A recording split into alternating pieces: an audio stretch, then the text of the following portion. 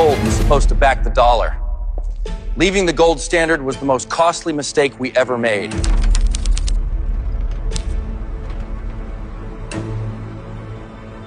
What was so bad about gold?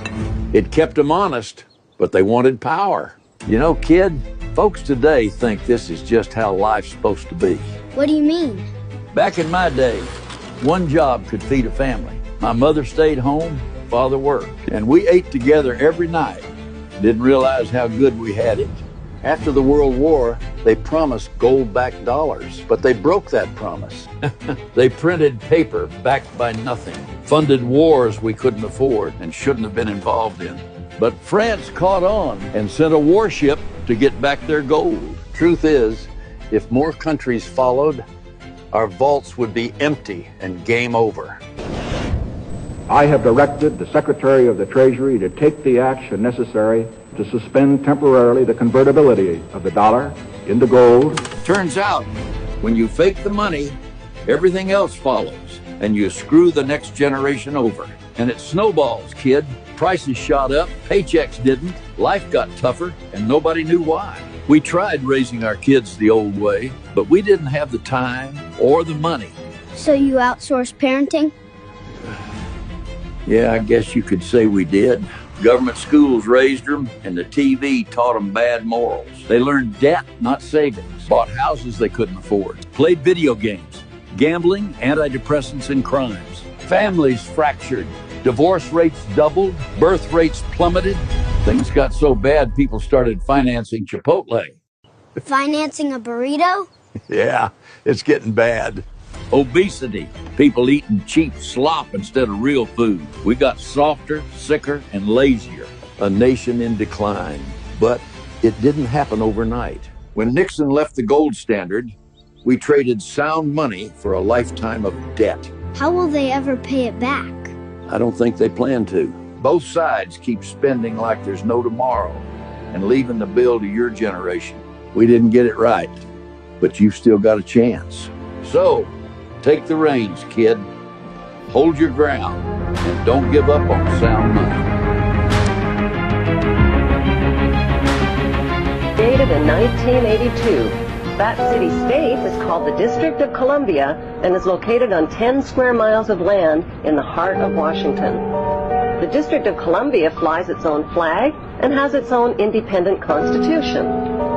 Although geographically separate, the city-states of London, the Vatican, and the District of Columbia are one interlocking empire called Empire of the City. The flag of Washington's District of Columbia has 3 red stars, one for each city-state in the 3-city empire. This corporate empire of 3 city-states controls the world economically through London's inner city, militarily through the District of Columbia, and spiritually through the Vatican. The Constitution for the District of Columbia operates under a tyrannical Roman law known as Lex Fori, which bears no resemblance to the U.S. Constitution. When Congress passed the Act of 1871, it created a separate corporate government for the District of Columbia. This treasonous act allowed the District of Columbia to operate as a corporation outside the original Constitution of the United States and outside of the best interests of American citizens. The country that the United States bombed the most wasn't even at war with the United States. From 1964 to 1973, American planes dropped more than 2 million tons of bombs on this small nation in Asia, more than what was dropped on Germany and Japan combined during World War II. Entire regions were erased from the map, and children grew up diving into bunkers. Its only crime was geography. It lay along the Ho Chi Minh Trail, the hidden supply route of North Vietnamese forces. So the US decided to erase the trail and everything around it. The bombings were classified, Congress didn't vote on it, and the public wasn't told. The country was Laos, and to this day, its soil still hides millions of unexploded bombs.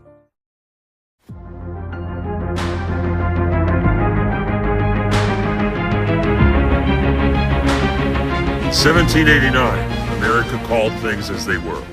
The military arm of the new republic was named the Department of War. Its mission, simple: win. Protect the nation by projecting strength. And for more than a century and a half, it did exactly that.